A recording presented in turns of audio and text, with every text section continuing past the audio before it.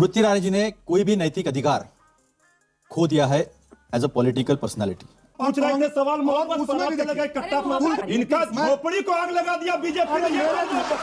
जवाब सुनिए। झोपड़ी कहाँ है? जब पूरा विश्व मंदी में था तो ओबामा ने कहा था कि when he speaks world lessons. यार मैंने कहा जन्म ले लिया। नफरत के बाजार में, और वो बाजार आरोप है राहुल गांधी का कि आपने इस देश में खोल रखा है, उसमें वो मोहब्बत की दुकान खोल रहे हैं। क्या गलत है? वो कह रहे हैं आप हिंदू मुस्लिम नफरत फैला रहे हैं, लोगों के बीच में वैमनस्य पैदा कर रहे हैं, वो लोगों को मोहब्बत सिखा रहे हैं। केरल में फादर जोसेफ का हाथ काटने से लेके कश्मीर में इंस्पेक्टर अयूब पंडित की भीड़ के द्वारा मार मारकर हत्या किए जाना नफरत नहीं, मोहब्बत का पैगाम था। और इतना ही नहीं, इसके बाद वो 84 का विषय, वो सब बात तो अपनी जगह छोड़ दीजिए। इनके जमाने में जिस प्रकार के बयान, अभी देखिए सर तन से जुदा, कहा नहीं गया कर भी दिया गया, ये भी मोहब्बत का सामान था और मोहब्बत का इकराम था। अभी देख लीजिए औरंगजेब की फोटो लाई गई, ये नफरत का थोड़ी, तो मोहब्बत की दुकान है। इसलिए जो ये कहने का प्रयास करते हैं, आज तक जितने भी मैसेकर हुए आजाद हिंदुस्तान में, मैं कहूंगा स्वतंत्रता के समय जो 20 लाख लोग मारे गए, उनके साथ जो कुछ हुआ, वहां से लेकर फिर चाहे 1966 में गोरक्षक संतों पे गोलियां चलवाई जो इंदिरा गांधी ने 7 नवंबर 1966, फिर चाहे 2 नवंबर 1990 जो उत्तर प्रदेश में कार सेवकों पर गोलियां चली और फिर कांग्रेस ने उनका समर्थन किया, वहां से लेकर 84 के सिख दंगों से लेकर हाशिमपुरा मरियाना में खड़े करके गोली मार देना, भागलपुर के जो दंगे हुए। नफरत तो छोड़िए, नफरत किस किस से है? भारत के सेना अध्यक्ष सड़क छाप गुंडा है, यह शब्द कहना ये मोहब्बत की बात है। और बाकी सब छोड़िए, हमसे तो जो नफरत है छोड़िए, आपस में कितनी नफरत है, इनके सामान कितने मजेदार हैं। इमरान मसूद मोदी जी की बोटी बोटी काट डालूंगा। एक महाराष्ट्र के नेता, उनका शेख नाम भूल रहा हूं, वो मौत का प्रकार बताए थे, पता नहीं कुत्ते की मौत, हिटलर की मौत बोले थे। एक झारखंड वाले आपके गृह राज्य मंत्री रहे हैं सुबोधकांत सहाय जी, वो भी मौत का प्रकार बताए थे।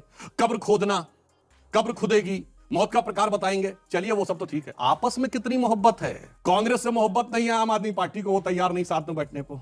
ममता दीदी तैयार नहीं साथ में बैठने को, तो नीतीश बाबू कोशिश करते थोड़ा तो बैठ जाओ, तो एक दूसरे के साथ बैठने को तैयार नहीं, वहां तक ठीक है, पार्टी के अंदर बैठने को तैयार नहीं है। और इस समय विपक्ष के बीच में जो चल रहा है, वो जानते क्या है?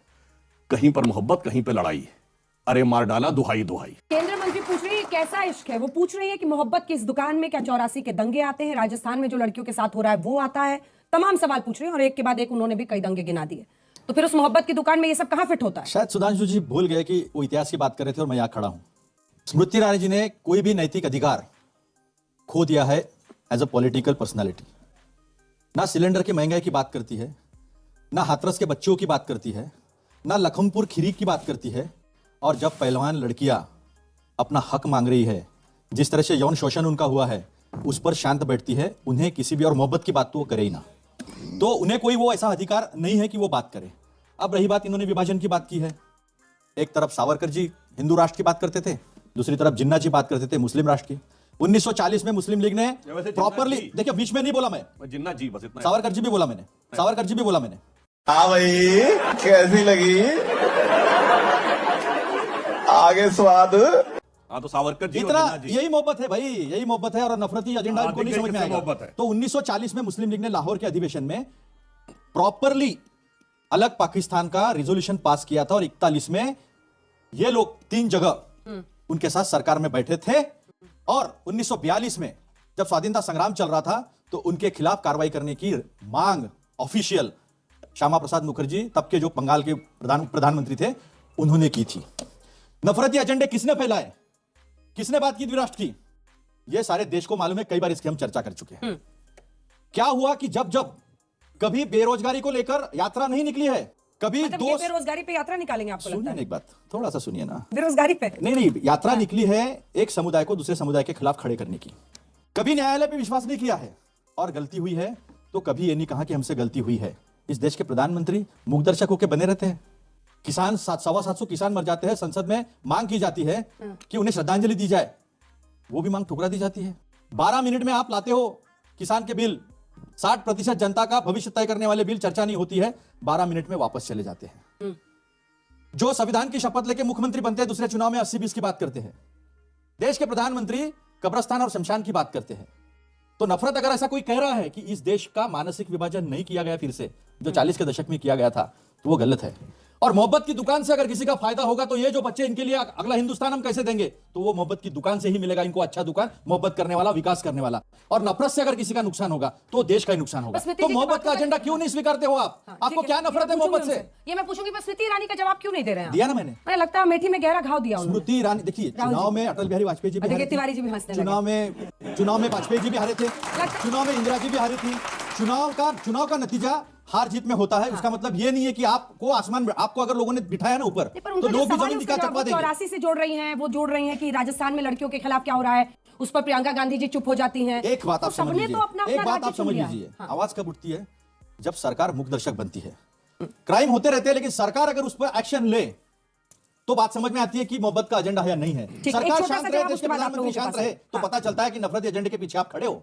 जो सबसे बड़ा आरोप तमाम विपक्षी पार्टियां लगा रही हैं, बीजेपी में भी यही, कि वो हिंदू मुस्लिम करते हैं, वो नफरत का जो राहुल गांधी जी कह रहे हैं। ऐसे में क्या आपको लगता है कि कन्विंस कर पाएंगे? क्योंकि अब ये तो इनके कई मंत्री नेता खुद ही कहते हैं कि हमें मुस्लिमों का वोट नहीं चाहिए। अभी भी ईश्वरप्पा जी ने कर्नाटक में कहा था। तो हिंदू भी इन पर विश्वास करेंगे एक मुश्त होकर, कैसे ही मुमकिन हो पाएगा? अरे चिराग इधर आ रहा है। सबसे पहले, अरे आप शांत रहिए। सबसे पहले तो देखिए कि राहुल गांधी जी को ये देश कभी देश नहीं लगता है अंजना जी, ये दुकान लगता है इनको। जब सत्ता मिली तो भ्रष्टाचार करके बदनाम किए, जब सत्ता से बाहर आए तो कुछ नाम बदनाम कर रहे हैं। तो शेर पढ़ रहे थे कि नफरत के बाजार में मोहब्बत उनको की बाजार दुकान। लगता है ना, उनको तो पूरा देसी बाजार लगता है। ए जी, टू जी, लो जी, सुनो जी, मैं हूं मनमोह जी। तो इनका कांग्रेस का। और दूसरी बात, थोड़ा सुनिए सुनिए ना, 9 साल आपने जो क्यों जी राहुल गांधी जी और ये लोग पीछे से 40 लोग तरन्नुम पैदा करें। अली बाबा के ये लोग 40 लोग हैं। तो मैं बता रहा हूँ कि बिहार में जो अभी पुल गिरा, बिहार में, और रोजगार की बात, आप चुप रहिए ना, आप रोजगार की बात कर रहे थे। ये लोग रोजगार आत्मनिर्भर भारत मोदी जी की है। इनके नेता क्या करते हैं कि खुद से तुम आगे बढ़ो, बड़ा बढ़ो, जवान बढ़ो, ये कट्टा पकड़ा देंगे, आत्मनिर्भर भारत, स्वरोजगार, अपना रोजगार मिले। आप नहीं बोल सकते। सही कह रहे हैं, इसीलिए हथियारबंद लोग जाके हथियारबंद लोग जाके न्यायालय में हत्या कर देते हैं। वो कट्टा होगा नहीं, बंदूक कहाँ से आ रही है? कट्टा बोला मुझे, तो मैं बताऊंगा नहीं कि बंदूकें कहाँ से आ रही है। अरे अंग्रेजी भी बना रहे हैं। कटाए गए कट्टा सुन के। अपनी बारे में मेरा संरक्षण की, नहीं तो बाहर निकल के ये क्या करेंगे? भाई मुझे डर लगता है। अरे हमको खुद ही लगता है कि भैया कब आप देसी और निकाल दोगे। नीतीश कुमार जी से, अभी नीतीश कुमार जी रोजगार की बात कर रहे हैं। इनके नेता तो खैर रोजगार उत्पन्न कर दे रहे हैं। बिहार में माहौल क्या है, आप लोगों से छुपा हुआ नहीं है। रात में कोई भी रोजगार मांगने की जरूरत नहीं है, कहीं भी आप चले जाइए। आप बिहार में रह रहे हैं ना? नहीं रहा नहीं, दुबक के रह रहे हैं, दुबक के रह रहे हैं। और इन लोगों का जो है, दुबक के रह रहे हो, चिल्ला नहीं दे रहे हैं। यही माहौल बिहार में है और यही पूरे देश में बनाना मोहब्बत चाहते की हैं। बात पूछ रहे थे, सवाल मोहब्बत उसमें पर भी लगा कट्टा अरे मोहब्बत थोड़ा मुस्कुरा के मोहब्बत पूछिए। सवाल पूछ रहे हैं। ये दिक्कत है बीजेपी के पास। सही कह रहे हैं, वो मोहब्बत की बात पूछ रहे हैं, कट्टा ले आए बीच में। ये नकली वाले कट्टा करने की बात ही नहीं करते। सोचो, मोहब्बत की बात करो, मोहब्बत की बात करो। अतुल जी अपने ऊपर नहीं ले रहे, आप दोनों अपने ऊपर ले रहे हैं। कट्टा की बात करेंगे, हमको तो याद भी नहीं है कट्टा क्या होता है। क्या बात है? अपनी चीज अपना होता क्या है? ये अतीक जी वाले लोग हैं। क्या होता है बीच बीच में ये अतीक जी वाले लोग हैं। आप इनको बताइए, कट्टा आपको भी सुपर बम तकलीफ होगी ना? बीच में मैंने कोई आप किसी को अच्छा नहीं बताइए, आपको तकलीफ नहीं, कोई आप आपको इतना मोहब्बत की टेबल बात ठोके, पूछेगा, ये फिर भी बंदे किसी की ने कट्टे की बात करने तुष्टिकरण लगेंगे। आपका दिखता है। आप इतना आप प्रेम टेबल की ठोके, बात किसी ने करिए नहीं बीच में भारत बोला। में। अपनी बारी। इनका झोपड़ी को आग लगा दिया बीजेपी ने।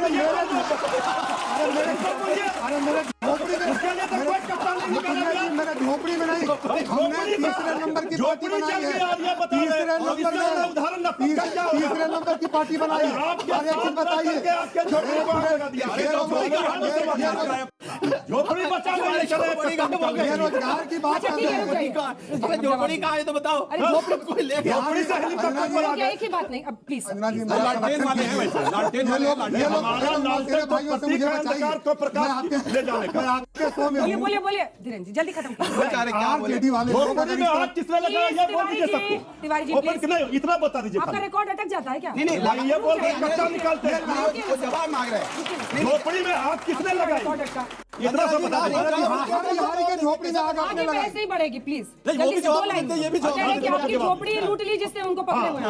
अब जवाब सुनिए। झोपड़ी कहाँ है? हम किस याद नहीं लूट लिया 18,000 का। ये क्या बात करें? हम किसी के पीछे नहीं जा रहे हैं। हम बिहार में जनता दल को अकेले में औकात में लाए और हमारे नेता चिराग पासवान अकेले, सुनिए, अकेले पूरे बिहार में दोनों को तीसरे नंबर पे लाके खड़ा कर दिया चिराग पासवान ने। इन लोगों की जमीन नहीं बची है पार्टी के साथ ऐसा व्यवहार ठीक नहीं है।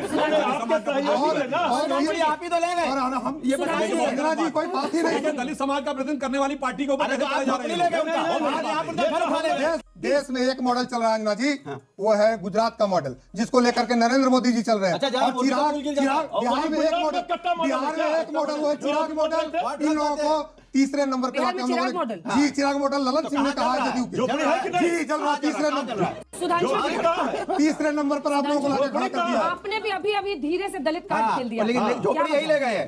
हमारे लिए कार्ड नहीं है, हमारे लिए कार्ड नहीं है। स्वर्गीय रामविलास पासवान जी के झोपड़ी में आग किसने लगाई है? दलित कार्ड खेले थे ना। प्लीज इतना पता नहीं आपको मैं बहस हाईजैक नहीं करने दूंगी। आपने एक बार पूछा, 2 बार 10 बार हो चुका है। प्लीज मैं जवाब नहीं मिल रहा। आप बीच में मत बोलिए, मैं आपको मौका अंजना जी जवाब तो मिलना चाहिए। हमने ये कहा जवाब तो मिलना चाहिए। सब में इतना ही प्यार है तो एक लीडर का नाम बता दीजिए जिसे हम 24 में प्यार दें वोट करके। आप हाँ बिल्कुल, आप बहुत अच्छा सवाल है। अपना देश आदर्श लोकतंत्र में नहीं विश्वास करता। अपना देश कलेक्टिव रिस्पॉन्सिबिलिटी के लोकतंत्र में विश्वास करता है। 2004 के बाद पंतप्रधान मनमोहन सिंह जी बने और 2011 की G20 की मीटिंग में जब पूरा विश्व मंदी में था तो ओबामा ने कहा था कि व्हेन स्पीक्स वर्ल्ड लिसन्स। उसके हमने वोट नहीं लगाए क्योंकि देश की गरिमा, देश का विश्वास बढ़ाना काम था। तो सरकार कौन से मुद्दे लेकर आ रही है? आपके मुद्दे, बेरोजगारी का मुद्दा, महंगाई का मुद्दा, महंगाई कम करने का मुद्दा। हमने 500 रुपए का सिलेंडर दिया, ये हमने करके दिखाया। हमने ओल्ड पेंशन स्कीम दिया, अग्निवीर की बात नहीं की थी हमने। उनको जानना था कि कौन सा नेता है जिसको ये प्यार दे। उनको पता होना चाहिए देश में लोकतंत्र है। भारतीय जनता पार्टी में लोकतंत्र है नहीं, वो एक नेता के अलावा दूसरा नेता नहीं बोल पाएंगे। यहाँ नेता कौन सी पार्टी कह रही है? यहाँ कई नेता है, सुन लीजिए, फैमिली प्रॉपर्टी है, परिवार की जागीर है, जनता चुनती है, हद मचा दिया। जनता चुनती है, ऐसा नहीं है।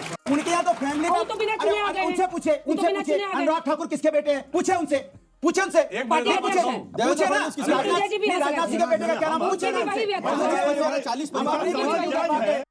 कांग्रेस से अपने देश की राजनीति को किसी अन्य देश में चर्चा का विषय बनाना अपने देश के हित में है या अहित में?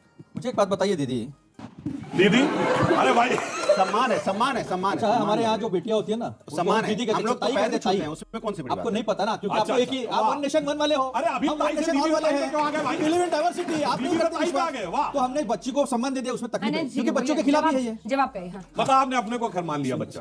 चलो हाँ, कोई बात ऐसा नहीं, है कि पंतप्रधान नरेंद्र मोदी जी गए थे बाहर, 7 देशों में उन्होंने राष्ट्र की बात की, डायस्पोरा के सामने जो हिंदुस्तान के लोग हैं।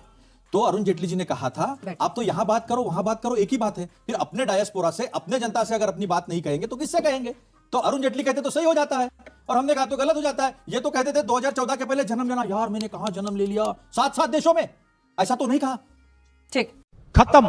प्रभु के सबसे बड़े भक्त माने गए हैं महावीर यानी हनुमान जी, और बजरंग बली से बड़ा भक्त हनुमान जी का कोई नहीं।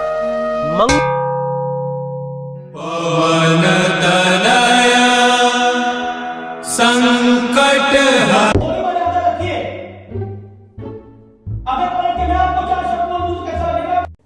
अब बताइए मैं क्या करूंगा? एक बहुत सिंपल सी टिप आपके साथ शेयर करती हूँ। अपने हाथ को इस तरीके से रखिए। If you look at this from your side, आपका लेफ्ट हैंड आपको बी के जैसे दिखेगा और राइट हैंड आपको डी के जैसे दिखेगा। B and D.